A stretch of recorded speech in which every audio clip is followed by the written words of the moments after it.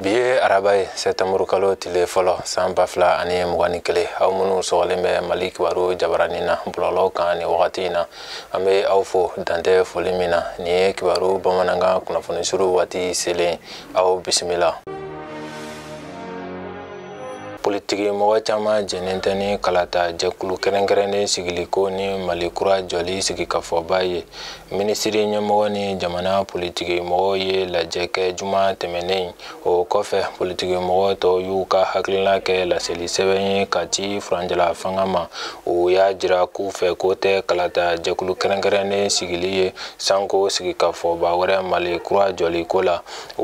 Kuba min ɲini minisiri ɲɛmɔgɔ fɛ sarati min dara furanjala fanga ye o kana tɛmɛ sabula ko a yɛrɛ y'a fɔ gouvernement ka baara bolodalen kɔnɔ péage ko furanjala fanga sarati bɛ labato. O siratigɛ la u b'a ɲini gouvernement fɛ a ka fanga digi basigili fɛɛrɛw kan ani ka kalata nata kɔɲɔ tɔw don fɔ ka da kan jamanakuntigi sigi ani député sigi kalata tako fɔlɔ ye février kalo tile 27 ye san 2022.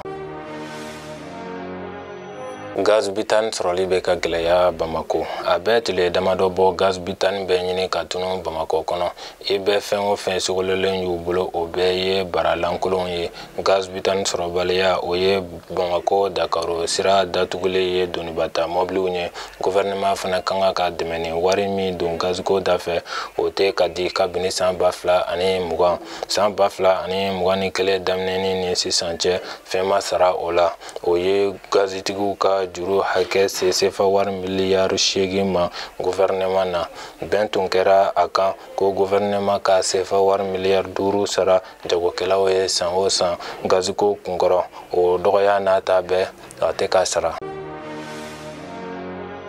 N'an taara farikolo ɲɛnajɛ kibaruyaw la an b'aw ladɔnniya ko Mali ni Rwanda bɛ ɲɔgɔn sɔrɔ bi araba Marokukaw fɛ Coupe du Monde 2022 ɲɛbila ntolantan hukumu kɔnɔ ka sabu kɛ Mali ntolantan kɛnɛw yamaruya baliya ye kafu fɛ samata sagaw bɛ na Coupe du Monde ɲɛbila ntolantanw daminɛ Maroku jamana na bi araba septembre kalo tile fɔlɔ san 2021 Mali ni Rwanda bɛ ɲɔgɔn sɔrɔ a Gadari nɛgɛ kanɲɛ 19 waati la. Mali ka kan ka jilaja ni tile fɔlɔ in na min b'a to a bɛ se ka tile filanan ta kɛ hakilisigi kɔnɔ.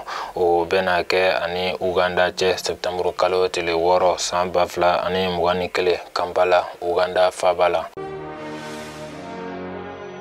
Nin bɛ an ka bi kunnafoniw kuncɛ an bɛ dugawu kɛ Ala ka bɛn ni lafiya sabati jamana kɔnɔ aw kan bɛn wagati wɛrɛ la ni kɛnɛ kelen kan.